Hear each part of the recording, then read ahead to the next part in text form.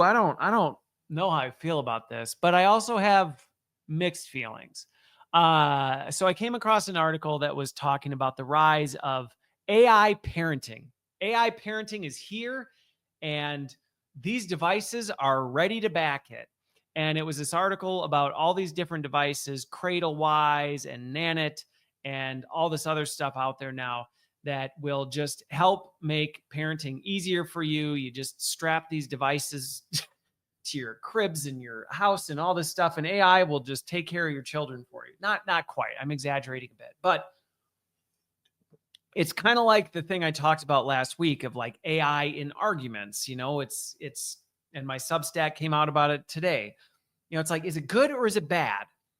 And so I wrestled with this for a good chunk of the week, which you want to know what a day in the life of Christopher Lind is. This is a lot of what a day in the life of Christopher Lind is sitting, thinking about these things deeply and just like digging into it and going, wow, what do I think? And how do I feel? And what does research say on all this stuff? But this was one of them where I'm like, AI parenting.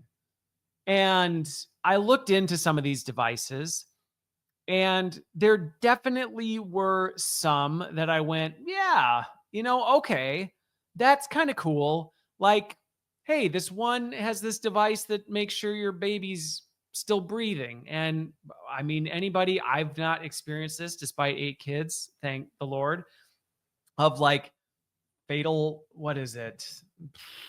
Infant death syndrome or whatever, where they just stop breathing and they don't really know what happened. And I have a good friend who lost a child to this, and it's tragic. And so I think about, a device that's checking blood oxygen levels in your kid and, does something to, alert you and alert your kids so that they can, whatever.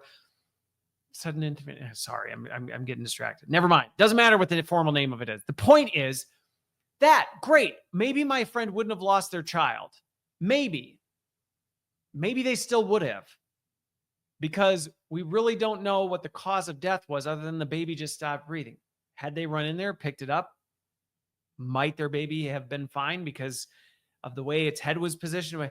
Maybe not. And then you would have just had to deal even more with the collective heartbreak of losing a child. And now you had a thing that was supposed to save it, but it didn't. And so I have really, really mixed feelings about this, because like one of the devices, I think it was CradleWise. It's like this AI monitoring device that you put on your cradle and cradle. Does anybody even say that anymore? Crib, rocker. I don't know.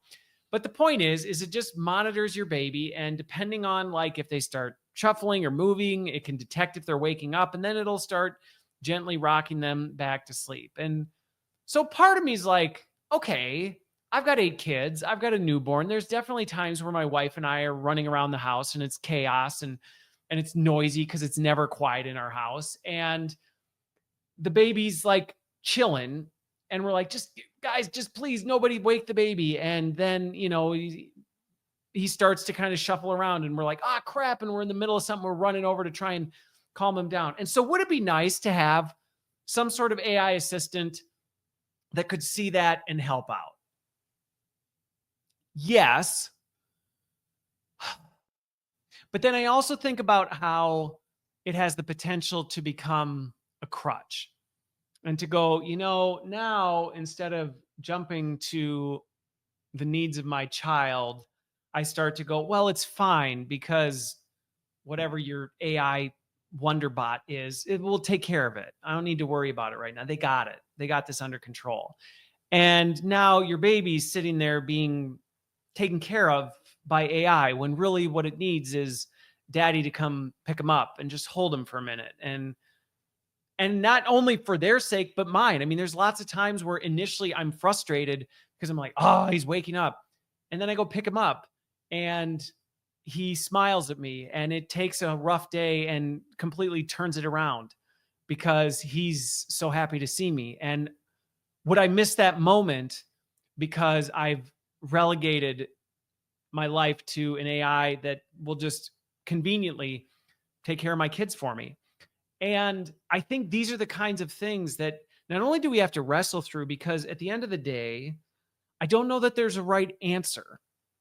I don't know that saying, well, AI baby devices are bad or good is really the conclusion anyone needs to come to, so much as how are we going to use it. But I do think we need to be careful, because if we start saying, you know what, AI devices to help raise children, because boy, they are a lot of work.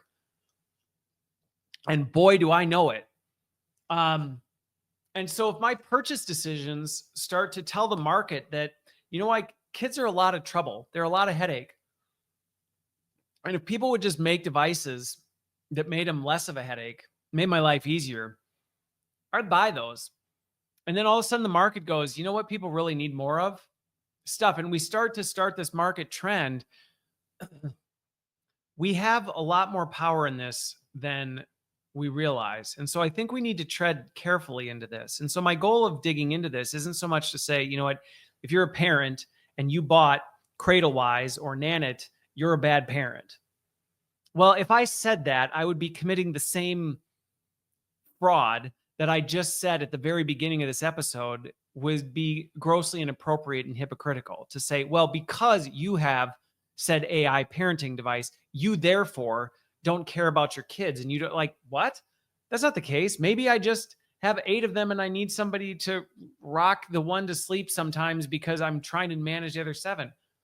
Or maybe I'm a complete awful parent who wants nothing to do with my kids and would rather have AI take care of them than. But you can't just conclude that the two are the same. And so I think 2 things. One, you know, I know that I have a rising group of folks who listen to my stuff who are earlier in their journey, and they're thinking about, you know, becoming a parent, or they're just having their first kids, or they're debating whether they even want to be a parent.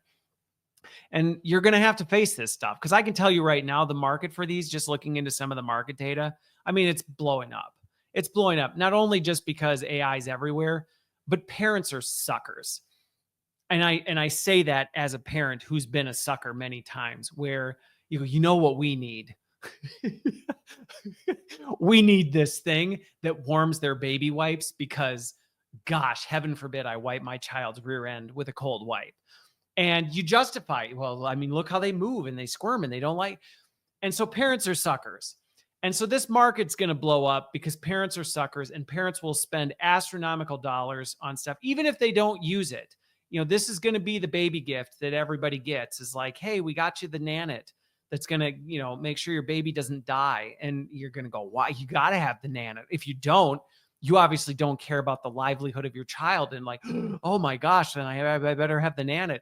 And then you don't use the Nanit, but you got to tell everybody you use the Nanit. And so this market's going to take off. But if you're somebody who's weighing this, I think there's 2 things to think about. You know, one, AI is there to help support you, and that's fine. There's nothing wrong with it being there to support you, but be careful that you're not using it to, like I said last week, fast forward through the moments in life that you can't get back, that may seem frustrating in the moment, but may actually have some of the most positive, beneficial impacts on your life, because, well, it feels uncomfortable. It feels frustrating. I mean, I just even think back to what I said at the very beginning of this. If I just was frustrated by everybody who sent me a nasty message and I wrote them off as a, you know, narcissistic, self-absorbed, blah, blah, blah, blah, blah, I wouldn't have had the opportunity to get to know them on a human level and share what's going on in our lives and get to know who they are and what matters to them. I would have missed that. And so as I think about AI parenting, it's like, yeah, kids are hard. There's challenges. They're frustrating. There's things that on the surface seem like, boy, it'd just be easier if I didn't have to deal with that.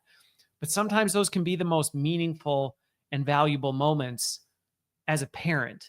And I would hate for somebody to miss out on them, because not only might you miss out on them, but I think about the relationship you will have with your kids, because they won't be kids forever. And I won't get into this, but this comes from a very personal space for me. The relationships you build with kids will determine the trajectory of the relationships you have with them when they're no longer kids. And so if your kids grow up with you treating them like an inconvenience to be dealt with by something else, then when they're adults, don't expect them to have a close, tight relationship with you. And I'm not saying if you buy a Nanit your kids are going to hate you as adult. That's not my point. But my point is they can sense it and they can tell whether you're just using something to help assist because it's your arms are full versus I just don't want to deal with it. So just be careful. And if people have used these, I'm curious how well they work and, if it really does help your life or if it's another one of those stupid parent things that gets sold to parents that they have in a room that never gets any use.